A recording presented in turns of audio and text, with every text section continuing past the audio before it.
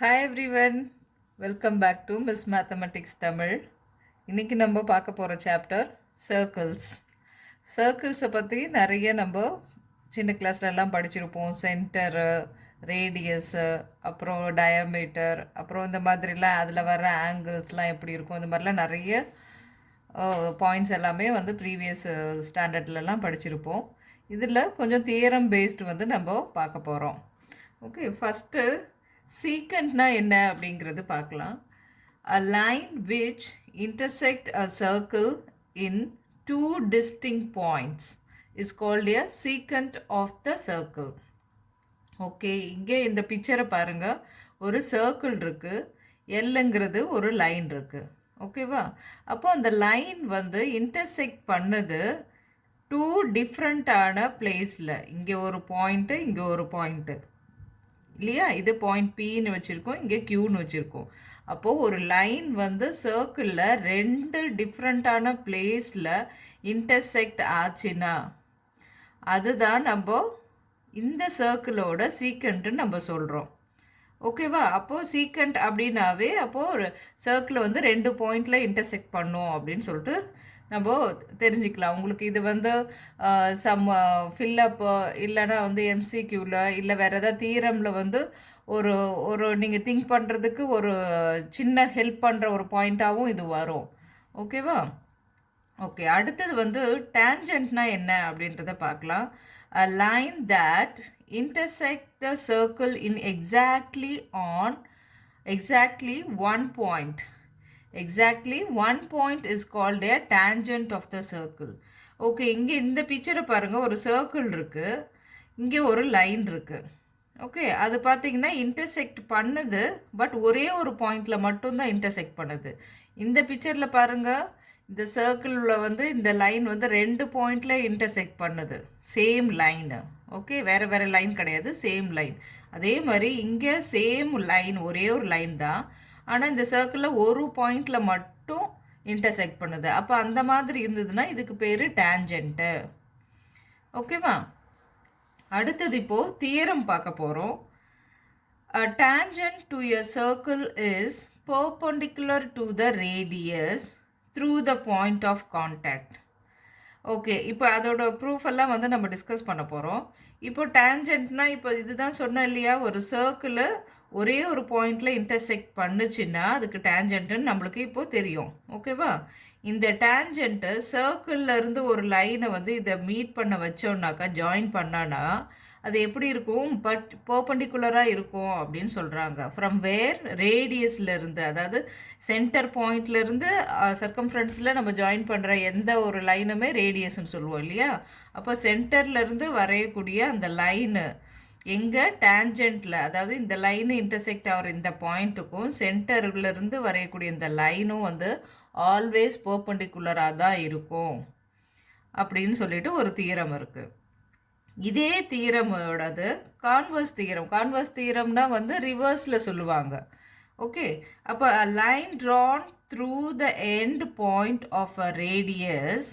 அப்போது இங்கே என்ன சொல்கிறாங்கனாக்கா, ஒரு சர்க்கிள் வந்து இப்போ பாருங்கள், ஃபஸ்ட்டு என்ன சொல்லியிருந்தாங்கன்னா, ஒரு சர்க்கிள் இருக்குது, இதில் ஒரு டேஞ்சன்ட் லைன் இப்படி வரைஞ்சோம் அப்படின்னா இது ஒரு எல்லு, இது டேஞ்சன்ட் லைனுன்னு சொல்லலாம். ஒரு பாயிண்டில் மட்டும் மீட் பண்ணுச்சுன்னா. ஸோ இந்த சர்க்கிளோட சென்டர்லேருந்து இதை ஜாயின் பண்ணும்போது இந்த இடத்துல 90 டிகிரி பர்பண்டிகுலராக இருக்கும் அப்படின்னு சொல்லிட்டு ஃபஸ்ட்டு சொன்னாங்க. செகண்ட் ரிவர்ஸ் வந்து என்ன சொல்லியிருக்காங்க அப்படின்னா, இதே சர்க்கிள் என்னன்னு படிக்கலாம். இப்போ பாருங்கள், இதே சர்க்கிள் தான். a line drawn through the end point of the radius and perpendicular to it's a tangent to the circle. அப்போ இங்கே வந்து இப்போ ரேடியஸ் வந்து நான் இந்த இடத்துலேருந்து இங்கே ஒரு சர்க்கிள் இருக்குது, இங்கே சென்டரு, இதிலிருந்து வந்து ஒரு ரேடியஸ் வரைகிறேன். இந்த இதுதான் ரேடியஸ் இல்லையா? இந்த ரேடியஸோட எண்டு பாயிண்ட் வழியாக ஒரு லைன் வரைஞ்சனா இது இந்த சர்க்கிளுக்கு பர்பண்டிகுலராக இருக்கும். இந்த லைனை டேஞ்சன்ட் லைனுன்னு சொல்கிறோம். ரெண்டுமே ஒன்று தான். இதை ரிவர்ஸில் சுற்றி சொல்கிறாங்க, இதை டைரெக்டாக நம்ம பார்க்குறோம். ஓகேவா? இப்போ இதோட ப்ரூஃப் வந்து ரெண்டுத்துக்குமே, நான் இந்த ஃபஸ்ட்டு தீரத்துக்கும் சரி கான்வர்ஸ் தீரத்துக்கும், இது ரெண்டுத்துக்குமே நம்ம ப்ரூஃபு இப்போ பார்க்கலாம். இது ரொம்ப முக்கியமான ஒரு தியரம். உங்களுக்கு கான்வர்ஸ் தியரம் கேட்டாலும் ரிவர்ஸில் இதை வந்து அப்படியே கொடுத்துருப்பாங்க. a line drawn through the end point of a radius and perpendicular to it's a tangent to the circle. Prove பண்ணுங்க, ப்ரூவ் தட் அப்படின்னு கொடுத்துருவாங்க. எய்தர் கான்வர்ஸ் தியரமும் வரலாம், இல்லை டைரெக்டாகவே இந்த தியரமும் உங்களுக்கு கொடுத்துட்டு ப்ரூவ் பண்ண சொல்லுவாங்க. ஓகேவா? அப்போ இது ரொம்ப ரொம்ப அடிக்கடி வந்து உங்களுக்கு பப்ளிக் எக்ஸாமில் கேட்கக்கூடிய ஒரு தியரம் இது. சரி, ப்ரூஃப் வந்து தெளிவாக நம்ம பொறுமையாக டிஸ்கஸ் பண்ணலாம். ஃபஸ்ட்டு பாருங்கள். ஓகே, இப்போது ஒரு ஃபஸ்ட்டு பிக்சரை நம்ம எல்லாமே டிஸ்கஸ் பண்ணிடலாம். ஒரு சர்க்கிள் இருக்குது, ஒரு டேஞ்சன்ட் லைன் இருக்குது. ஓகேவா? இந்த டேஞ்சன்ட் லைனை நம்ம ஒரு லைன் செக்மெண்ட் எடுத்துக்கலாம். விச் மீன்ஸ் லைன் செக்மெண்ட்னா என்ன? Starting point and ending point நம்மளுக்கு தெரியும். ஓகே, இங்கே ஏன்னு ஒரு பாயிண்ட் எடுத்துக்கிறோம், பின்னு ஒரு பாயிண்ட் எடுத்துக்கிறோம். அப்போ ஏபிங்கிறது ஒரு லைன் செக்மெண்ட்டு. ஓகே, அப்போ இது டேஞ்சன்ட் லைனுன்னா என்னது? சர்க்கிளை ஒரே ஒரு பாயிண்டில் மட்டும் இன்டர்செக்ட் பண்ணோம். கரெக்டாக? அப்போது நான் ஃபஸ்ட்டு ஒரு சர்க்கிள் வரைகிறேன், ஒரு டேஞ்சன்ட் லைன் வரைகிறேன். இந்த டேஞ்சன்ட் லைனில் ஒரு லைன் செக்மெண்ட் ஏபிங்கிற ஒரு லைன் செக்மெண்ட்டுக்காக மார்க் பண்ணி வச்சுருக்கோம். சரியா? இப்போ சர்க்கிள் கிட்ட இன்டர்செக்ட் ஆகிற அந்த பாயிண்ட்டை பின்னு எடுத்துக்கிறோம். அப்போ சர்க்கிளோட சென்டர்லேருந்து பர்பண்டிகுலராக ஒரு லைன் வருது. அதை தான் நம்ம ப்ரூவ் பண்ண போகிறோம். ஓகே, இது வரைஞ்சிருக்கேன். அடுத்தது இதே லைன் செக்மெண்ட்டில் வேறு எங்கேயோ ஒரு இடத்துல this side or that side ஏதோ ஒரு இடத்துல வந்து பியை தவிர வேறு ஏதோ ஒரு பாயிண்ட்டை நம்ம எடுத்துக்கலாம். ஓகே, கியூங்கிற ஒரு பாயிண்ட்டை எடுத்துக்கிறேன். வேர் ஏபிங்கிற லைன் செக்மெண்ட்டில் இருக்கிற நிறைய பாயிண்ட்ஸ் இருக்குது. அதில் ஒரே ஒரு பாயிண்ட்டு மட்டும்தான் சென்டர்கிட்ட பர்பண்டிகுலராக இருக்குது. மற்ற ஏதோ ஒன்று இங்கே கூட எடுத்துக்கலாம், இங்கே எடுத்துக்கலாம், இங்கே எடுத்துக்கலாம், எங்கே வேணாலும் எடுத்துக்கலாம். வித்தின் த ஏபிங்கிற லைன் செக்மெண்ட்டில் எங்கே வேணாலும் எடுத்துக்கலாம் வேறு ஒரு பாயிண்ட்டு. அதை கியூன்னு எடுத்துக்கிறேன். அப்போ அதையும் சென்டர்லேருந்து ஜாயின் பண்ணால், அப்போது இந்த இடத்துல இந்த லைன் ஜாயின் பண்ணும்போது இந்த சர்க்கிள் ஒரு இடத்துல வந்து டச் ஆகும் இல்லையா? அதை பாயிண்ட் ஆறுன்னு எடுத்திருக்கேன். இப்போ பிக்சர் என்னென்ன பண்ணணும் இந்த தீரத்துக்குன்னு உங்களுக்கு சொல்லியிருக்கேன். ஓகேவா? அப்போ இது தெளிவாக நீங்கள் வரைஞ்சிட்டாக்கா அடுத்தது நம்ம என்னென்னு ஸ்டெப் பை ஸ்டெப்பாக போகும்போது ரொம்ப ஈஸியாக இருக்கும். ஃபஸ்ட்டு பாருங்கள் என்ன கொடுத்துருக்காங்க அப்படின்னு பார்த்தீங்கன்னா, சர்க்கிள் சி ப்ராக்கெட்டில் 0 O, R அப்படின்னா ஓனா சென்டர், ஆர்னா ரேடியஸ். அப்போது ஒரு சர்க்கிள் ஓங்கிற சென்டரு ஆறுங்கிற ரேடியஸ் இருக்குல்ல, ஒரு சர்க்கிளை வந்து இப்படி தான் நம்ம வந்து denote பண்ணுவோம். Okay, and a tangent AB at a point P. Okay, அப்போ இந்த ஏபிங்கிற லைன் செக்மெண்ட் வந்து டேஞ்சன்ட் லைனாக இருக்குது. ஓகே, அட் வேர் பாயிண்ட் பின்றது ஏன்னா இங்கே தானே இன்டர்செக்ட் ஆகுது. அப்போ அட் பாயிண்ட் பி இது வந்து கிவன் ஆல்ரெடி அவங்க சொல்லிட்டாங்க தியரமில். நம்ம என்ன ப்ரூவ் பண்ணணும்? டு ப்ரூவ் ஓபிங்கிறது என்னது? இது ரேடியஸ் இல்லையா? அப்போ ஓபிங்கிறது வந்து பர்பண்டிகுலர் டு ஏபி அப்படிங்கிறத நம்ம ப்ரூவ் பண்ணி சொல்ல போகிறோம். அதுதானே தியரமு. ஓகே, இப்போ அதுக்கு நம்ம தேவையான கன்ஸ்ட்ரக்ஷன் ஒர்க் என்னென்னா, டேக் எனி பாயிண்ட். நான் ப்ரீவியஸாகவே இந்த பிக்சரை வச்சு சொல்லும்போது உங்களுக்கு சொல்லியிருக்கேன். இப்போ நம்ம ஒன்று ஒன்றா பார்க்கும்போது உங்களுக்கு புரியும் பாருங்கள். Take any point Q other than P on the tangent AB. Okay, பிங்கிற பாயிண்ட்டை தவிர ஏபிங்கிற டேஞ்சன்ட்டில் எனி பாயிண்ட் ஏதாவது ஒரு பாயிண்ட்டை நீங்கள் எடுத்துக்கோங்க. சரி, அதுதான் Qன்னு எடுத்துக்கிட்டேன். ஜாயின் பண்ணுங்க, சர்க்கிளோட ஓலேருந்து ஜாயின் பண்ணுங்க, சென்டர்லேருந்து ஜாயின் பண்ணுறோம். அப்போ OQ meets the circle at R. அப்போ அப்படி ஜாயின் பண்ணும்போது வந்து சர்க்கிளோட அந்த சர்க்கம்ஃபரன்ஸில் வந்து ஒரு இடத்துல வந்து மீட் பண்ணுது இல்லையா? அந்த பாயிண்ட்டை ஆறுன்னு எழுதியிருக்கோம். ஓகேவா? இது கன்ஸ்ட்ரக்ஷன் என்னன்னு புரியுதா உங்களுக்கு? ஃபஸ்ட்டு வந்து இந்த சர்க்கிளு இந்த டேஞ்சன்ட்டு அட் பிங்கிறது கொஷின்லேயே, அதாவது இந்த தியரம்லேயே இருக்குது. நம்ம என்ன ப்ரூவ் பண்ண போகிறோன்றதை எழுதியிருக்கோம். எப்போவுமே தியரம் வந்து என்ன கொடுத்துருக்காங்க, நம்ம என்ன பண்ணணும், என்ன ப்ரூவ் பண்ண போகிறோம் அப்படிங்கிறத எழுதணும். அடுத்தது நீங்கள் ப்ரூவ் பண்ணுறதுக்கு நீங்கள் ஏதாவது எக்ஸ்ட்ரா கன்ஸ்ட்ரக்ஷன் ஒர்க் பண்ணுறீங்க அப்படின்னா அதையும் கன்ஸ்ட்ரக்ஷன் அப்படின்னு சொல்லிட்டு எழுதிட்டு, அடுத்தது ப்ரூஃப். இதெல்லாம் நம்ம யூஸ் பண்ணி இதெல்லாம் நம்ம வந்து தேவையான ஹிண்ட்டாக வச்சுக்கிட்டு நம்ம அடுத்தது கொடுத்துருக்குற இந்த தீரத்தை வந்து ப்ரூஃப் வந்து என்ன வேணும் அப்படின்றத நம்ம அப்ளை பண்ணிவிட்டு போயிட்டு போவோம். ஓகேவா? அப்போது எப்போவுமே ஒரு தீரம் ப்ரூவ் பண்ண சொன்னாங்கன்னா டக்குன்னு இதுன்னு சொல்லிட்டு வெறும் இந்த 2-4 லைனை மட்டும் எழுதிட்டு முடிஞ்சிடுச்சு அப்படின்னு கிடையாது. என்ன கொடுத்துருக்காங்க, என்ன ப்ரூவ் பண்ண போகிறோம், கன்ஸ்ட்ரக்ஷன் ஏதாவது இருந்ததுன்னா அதை கன்ஸ்ட்ரக்ஷன் பார்ட்டில் எழுதலாம். அடுத்தது ப்ரூஃப் எழுத போகிறோம். சரியா? அப்போது இங்கே given to prove construction finished உங்களுக்கு புரிஞ்சிடுச்சு. இப்போ அடுத்தது proof. Okay, joining the point O to a point on line segment AB. இப்போ என்ன பண்ண போகிறோம் அப்படின்னா, இந்த ஓன்ற சென்டர்லேருந்து ஏபிக்கு வந்து என்ன பண்ண போகிறோம், ஏபியில் இருக்க இந்த லைன் செக்மெண்ட் வந்து லைன் ஜாயின் பண்ண போகிறோம். ஓகேவா? The shortest one is perpendicular to AB. இப்போ உங்களுக்கு ஈஸியாக புரியுறதுக்கு இங்கே சொல்கிறேன் பாருங்கள். இப்போது ஒரு சர்க்கிள் இப்படி இருக்குது, இதில் வந்து ஒரு டேஞ்சன்ட் லைனு இப்படி இருக்குது, இந்த பாயிண்டில் மீட் பண்ணுது. ஓகேவா? இது சென்டர்லேருந்து இப்போ இதுதான் பி, இதுதான் ஏன்னு வச்சுக்கோங்க. இப்போ இதுக்கு நடுவில் நிறைய பாயிண்ட்ஸ் இருக்குது இல்லையா? இங்கே ஃபுல்லாக பாயிண்ட்ஸ் எல்லாம் கலெக்டிவாக ஆனது தானே ஒரு லைனை சொல்கிறோம். ஸோ இதிலிருந்து இங்கே லைன் போட்டாலோ, இங்கே போட்டாலோ, இங்கே போட்டாலோ, எது போட்டாலோ இந்த மாதிரி போட்டுகிட்டே போகிறோன்னு வச்சுக்கோங்க. இதில் பார்த்தீங்கன்னா எது ஷார்ட்டஸ்ட்டு லென்த்தாக இருக்கும் இங்கேருந்து நீங்கள் மெஷர் பண்ணுறது. நான் ஃபார் எக்ஸாம்பிளுக்கு சொல்கிறேன், இது 10 சென்டிமீட்டரு, இது 9.8, அடுத்தது இப்படியே குறைஞ்சிக்கிட்டே வரும். அதே மாதிரி அந்த எட்ஜிலிருந்து குறைஞ்சிக்கிட்டே வரும். அப்போ எது ஷார்ட்டரு அப்படின்னு பார்த்தீங்கன்னா, இந்த பெர்பெண்டிகுலராக வரையக்கூடிய இந்த லைன் தான் வந்து ஷார்ட்டராக இருக்கும். எதுக்கு?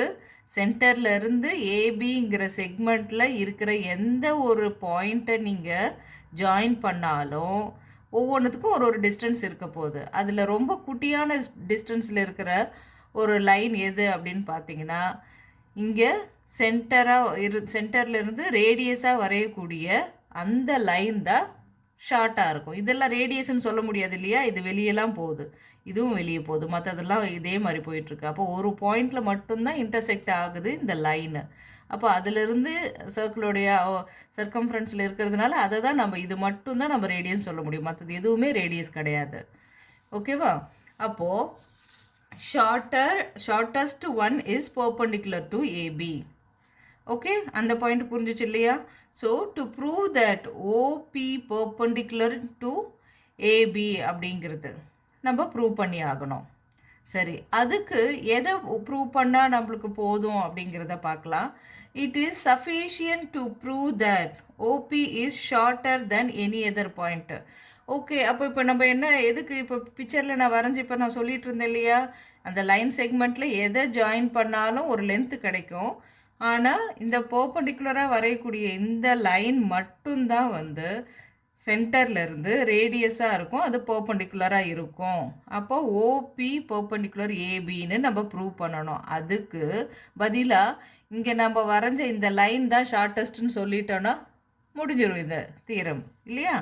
அதுக்கு தான் இங்கே சொல்லியிருக்கோம், it is sufficient to prove that ஓபிங்கிறது தான் வந்து shorter than any other point of AB அப்படிங்கிறது. ஓகே, நம்மளுக்கு இங்கே பார்க்கலாம், பிக்சரில் ஓபிங்கிறது ரேடியஸ், ஓஆருங்கிறது ரேடியஸ் இல்லையா? ஆர் எங்கே இருக்குது பாருங்கள், சர்க்கிளோடைய சர்க்கம்ஃபரன்ஸில் அந்த இடத்துல இருக்குது. அப்போது ஓஆரும் ஓபியும் ரேடியஸ். ஓகே, அடுத்தது ஓக்யூ, இந்த லென்த்தியாக ஒரு லைன் இருக்கு இல்லையா? ஓக்யூவை எப்படி எழுதலாம் நம்ம? OR plus argue. சரி, இங்கேருந்து ஓஆர் ப்ளஸ் ஆர்க்யூ, இந்த குட்டி பீஸு இல்லையா? இது ரெண்டுத்தையும் ஆட் பண்ணது தான் ஓக்யூ அப்படிங்கிறத இங்கே எழுதியிருக்கோம். அப்போது ஏற்கனவே ஓபியும் ஓஆரும் ஈக்குவல்னு சொல்லியிருக்கோம். ஆனால் ஓக்யூ பாருங்கள், ஓஆர் கூட சம்திங் ஆட் ஆகிருக்கு. அப்போது ஓஆர் தானே பெருசாக இருக்கும். புரியுதா உங்களுக்கு? இப்போ ஓபி ஈக்குவல் டு ஓஆர், ரெண்டும் ரேடியஸ், கரெக்டு. இப்போ நம்ம எக்ஸ்ட்ரா ஒரு பாயிண்ட்டை அதர் தென் பியில் ஒரு பாயிண்ட் எடுத்தோம் இல்லையா, கியூ, அதை வந்து நம்ம லென்த்தி ஒன்றுன்னு நம்ம அது பெருசுன்னு சொல்கிறதுக்கு தான் இந்த இடத்துல ட்ரை பண்ணிகிட்ருக்கோம். ஸோ ஓக்யூவை பார்த்தீங்கன்னா ஓஆர் ப்ளஸ் ஆர்க்யூன்னு எழுதுகிறோம். அப்போ ஆப்வியஸ்லி இப்போ இது பார்த்தீங்கன்னாக்கா இப்போ ரெண்டுமே ஈக்குவலாக இருக்குது. நம்ம ஒரு வேயிங் மிஷினில் ரெண்டு பொருளும் ஈக்குவலாக போட்டு வெயிட் பார்த்துட்ருக்கோம் அப்படின்னாக்கா ஒன்று ஜாஸ்தி ஆகுதுன்னா இது கூட எக்ஸ்ட்ரா ஒன்று ஆட் ஆகிருக்கும். அப்போ அதுதான் ஜாஸ்தின்னு நம்ம சொல்ல போகிறோம். அப்படி தான் இப்போ ஓஆர் கூட ஆர்க்யூவும் இருக்குது. அப்போ கண்டிப்பாக இது ஜாஸ்தியாக இருக்குது. யார்? ஓக்யூவை விட ஓஆர் ஜாஸ்தியாக இருக்குது. ஓகேவா? அப்போது இங்கே என்ன சொல்ல போகிறோம், நம்ம ஓபி வந்து சின்னது தான் அப்படின்னு சொல்கிறோம். அப்போ இதை வச்சு நம்ம என்னென்னு ப்ரூவ் பண்ணிட்டோம்? OP is the shorter than any other segment, அதாவது any other line segment joining O to any point of AB. ஏபியில் இருக்கிற எனி பாயிண்ட்டு நீங்கள் வந்து சென்டர்லேருந்து ஜாயின் பண்ணிங்கன்னா அது இந்த ஓபியை விட பெருசாக இருக்கும். அப்போ ஓபி தான் ஷார்ட்டஸ்ட்டு. ஓகே, அந்த பாயிண்ட்டு சொல்லி முடித்தோன்னே hence OP perpendicular to AB அப்படிங்கிறது நம்ம சொல்லிட முடியுது இல்லையா? அப்போ எப்போவுமே தீரமுக்கு வந்து தனியாக ஒரு ஃபார்முலாவோ அதில் சப்ஸ்டியூட் பண்ணியோ அப்படின்னு கிடையாது. நம்ம கலெக்டிவான பாயிண்ட்ஸை எல்லாம் டுகெதராக இம்ப்ளிமெண்ட் பண்ணி தான் ஒரு தீரத்தை வந்து ப்ரூஃப் வந்து பண்ண முடியும். ஓகே, இதில் என்னென்ன பாயிண்ட் இது பார்த்தோம்? ஃபஸ்ட்டு டேஞ்சன்ட்ன்ற டெஃபினிஷன் படிச்சிருந்தோமா? அப்போது ஒரு பாயிண்டில் தான் இன்டர்செக்ட் ஆகும்ன்ற பாயிண்ட்டு நம்மளுக்கு தெரிஞ்சிருந்தது. அடுத்தது இங்கே ஓபி ஓக்யூன்றது வந்து சர்க்கிளில் சென்டரில் இருந்து சர்க்கம்ஃபரன்ஸ்க்கு வரையக்கூடிய எல்லா லைனும் ரேடியஸுன்ற பாயிண்ட்டு நம்ம சின்ன கிளாஸ்லேயே படிச்சிருக்கோம், அந்த பாயிண்ட்டு. ஓகே, அடுத்தது வந்து எங்கள் தீரத்துலேருந்து என்ன பண்ணோம் நம்ம? ஓபிங்கிறது குட்டி line compare to other line நாங்கள் ஜாயின் பண்ணுறதுக்கு. அப்போ அந்த குட்டி லைன் வந்து எப்போவுமே பர்பண்டிகுலராக தான் இருக்கும் அப்படின்ற பாயிண்ட்டு நம்மளுக்கு தெரிஞ்சது. ஓகே, அது மூலயமா தான் இந்த பர்பண்டிகுலர் ப்ரூவ் பண்ணுறதுக்கு பதிலாக இதுதான் ஷார்ட்டஸ்ட்டு தான் பர்பண்டிகுலர் அப்படின்னு சொல்லும்போது அப்போ ஷார்ட்டஸ்ட்டு அப்படின்றத சொல்லிட்டா முடிஞ்சிச்சு இல்லையா? அப்போ அந்த மாதிரி தான் 1 by 1 நம்ம பாயிண்ட்டை அப்ளை பண்ணி இந்த ப்ரூஃபை போட்டிருக்கோம். ஓகே, ரொம்ப முக்கியமான தீரம் இது. அதனால் நம்ம ஸ்லோவாக ஸ்டெப் பை ஸ்டெப்பாக நீங்கள் படம் வரைஞ்சி அந்த பிக்சர்லேயும் நீங்கள் எழுதுறதும் வந்து கரெக்டாக கம்பேர் பண்ணிவிட்டு நிதானமாக படிங்க. அப்போ ஃபஸ்ட் டைம் படிக்கும்போது உங்களுக்கு கொஞ்சம் டைம் எடுத்தாலும் அடுத்தடுத்த வாட்டி ஈஸியாக உங்களுக்கு வந்து போடுறதுக்கு முடியும். சரியா? நெக்ஸ்ட்டு இந்த கான்வர்ஸ் தீரத்தோட ப்ரூஃபும் இப்போ வந்து பார்க்கலாம். சரி, அதுக்கும் சேம் அதே பிக்சர் தான் போட போகிறோம். ஓகே, இப்போ கான்வர்ஸ் தியரம் என்ன சொல்லியிருந்தாங்க? இப்போ பாருங்க, கிவன் என்ன கொடுத்துருக்கு பாருங்க. Radius OP of a circle, அதாவது ஓ சென்டர் ஆர் ரேடியஸாக இருக்கிற இந்த circle and a line APB அப்படிங்கிற இந்த லைன் வந்து பர்பண்டிகுலர் டு இந்த லைன் பர்பண்டிகுலர் டு ஓபி அப்படின்னு சொல்லியிருந்தாங்க. கான்வர்ஸ் தியரம் என்ன சொல்லியிருந்துச்சு? நம்ம தியரம் பார்த்தோம் இல்லையா? ரேடியஸோட எண்டு பாயிண்ட் வழியாக வரையக்கூடிய இந்த லைனு எப்படி இருக்கும்?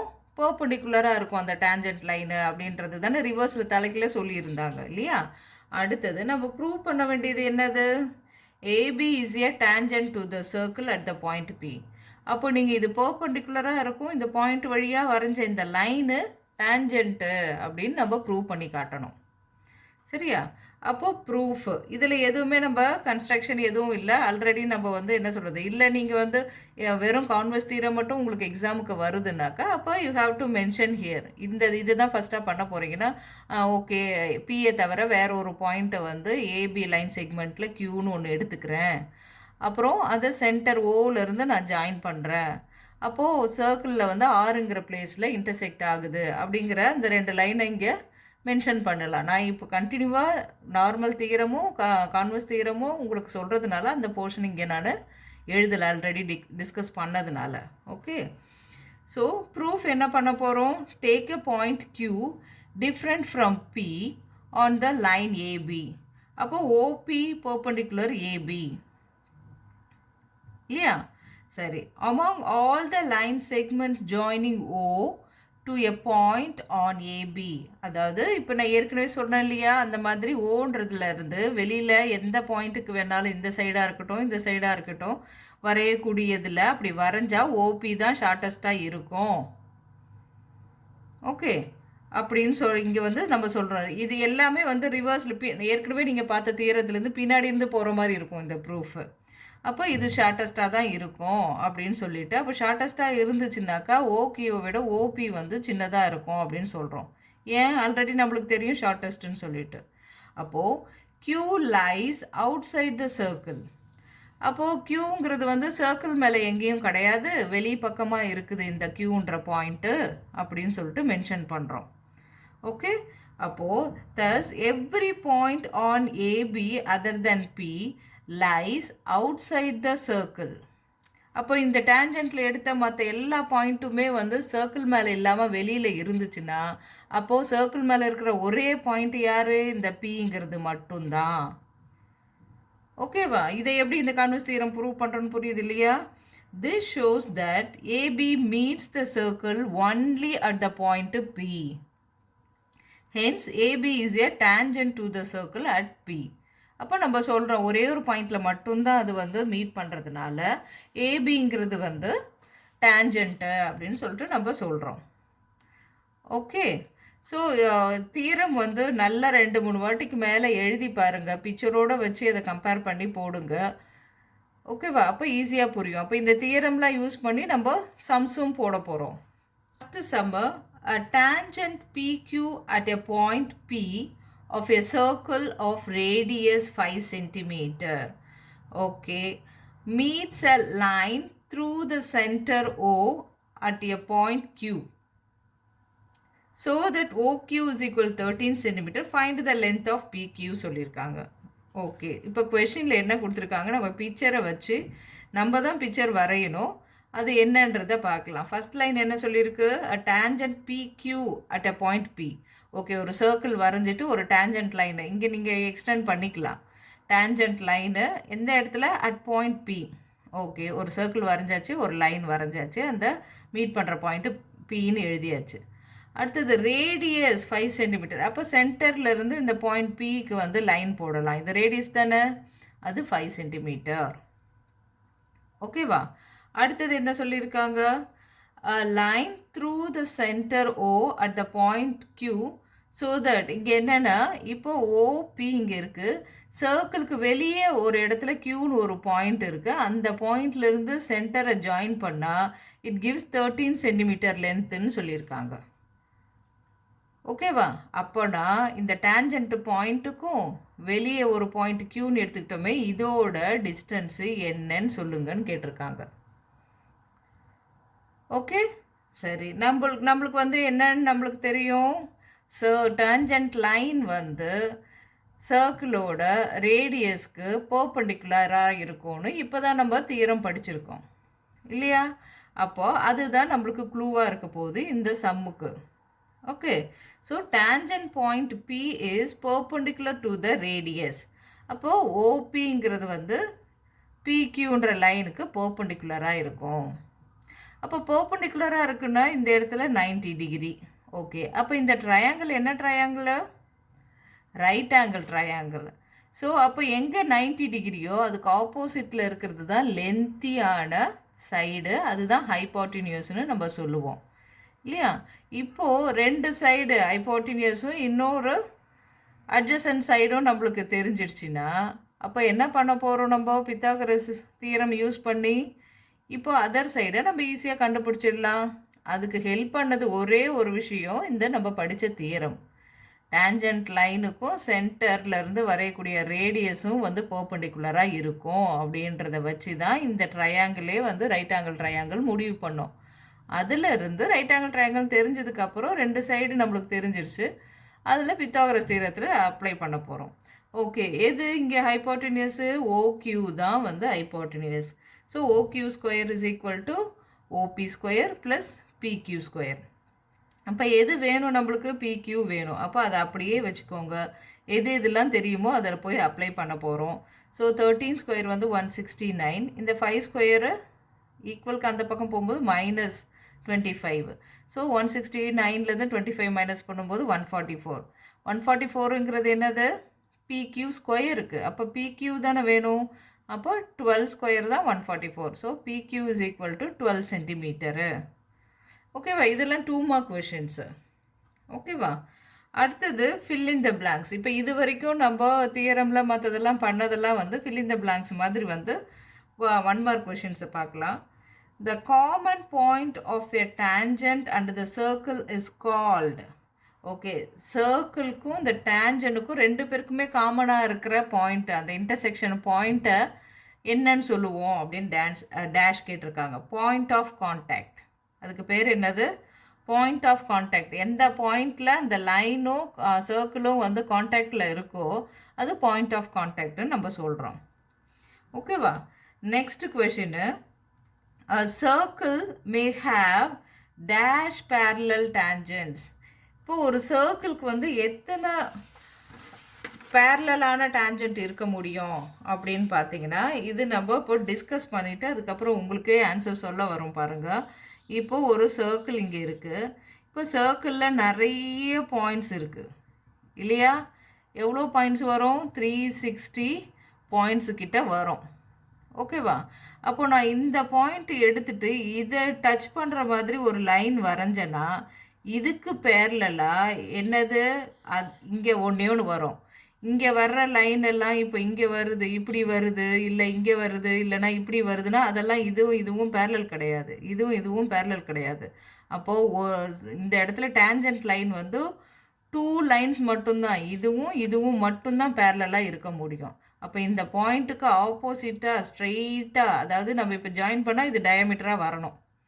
அந்த மாதிரி இருந்தால் தான் இந்த 2 லைனுமே வந்து பேரலாக இருக்க முடியும் இல்லையா? அப்போ அதுதான் இந்த கொஷினில் கேட்டிருக்காங்க. Circle may have dash parallel tangents. 2 parallel tangents இருக்கும். ஓகே, அடுத்தது a tangent to a circle intersect it in tangent to a circle எத்தனை இடத்துல intersect ஆகும்? ஒரே ஒரு இடத்துல தான், 1 பாயிண்டில் மட்டும்தான் இன்டர்செக்ட் ஆகும். உங்களை கன்ஃபியூஸ் பண்ணுறதுக்கு வந்து இங்கே வந்து பாயிண்ட் ஆர் பாயிண்ட்ஸ்னு சொல்லியிருப்பாங்க. நீங்கள் வந்து 2 இடத்துல அப்படின்னு சொல்லிட்டிங்கன்னா அது வந்து சீக்கண்ட் இல்லையா? டேஞ்சன்ட்ன்றது வந்து சர்க்கிள் கூட ஒரே ஒரு பாயிண்டில் மட்டும்தான் இன்டர்செக்ட் ஆகும். ஃபைன். அடுத்த கொஷின் பாருங்கள். அ line intersecting a circle in 2 points is called. இப்போ தான் சொன்னோம் இல்லையா? அப்போது 2 பாயிண்டில் இன்டர்செக்ட் ஆச்சுன்னா அதுக்கு பேர் secant. Okay, last question. The angle between tangent at a point on a circle. Okay, tangentக்கும் on circle point இங்கே மீட் பண்ணுது இல்லையா பிங்கிற பாயிண்ட்டுக்கும் and the radius through the point, அந்த பாயிண்ட் வழியாக நம்ம வரையக்கூடிய ரேடியஸ் வந்து என்ன ஆங்கிளை மேக் பண்ணோம் அப்படின்னா நம்மளுக்கு தான் தெரியுமே, பெர்பெண்டிகுலர்னா 90 டிகிரின்னு. அப்போ நம்ம 90 டிகிரி அப்படின்னு எழுதுகிறோம். ஓகே, இப்போ இந்த மாதிரி ஃபில்லப் எல்லாமே வந்து நம்ம தியரமு அடுத்தது பேசிக்கான பாயிண்ட்ஸில் இருந்து தான் நம்மளால் ஃபில் பண்ணி எழுத முடிஞ்சுது இல்லையா? ஓகே, இந்த வீடியோவில் நம்ம டிஸ்கஸ் பண்ண தியரம், சம்ஸு, பேசிக் பாயிண்ட்ஸ் எல்லாமே உங்களுக்கு புரிஞ்சிருக்கும்னு நினைக்கிறேன். நெக்ஸ்ட் வீடியோவில் அடுத்த பார்ட்டு பார்க்கலாம். தேங்க்யூ.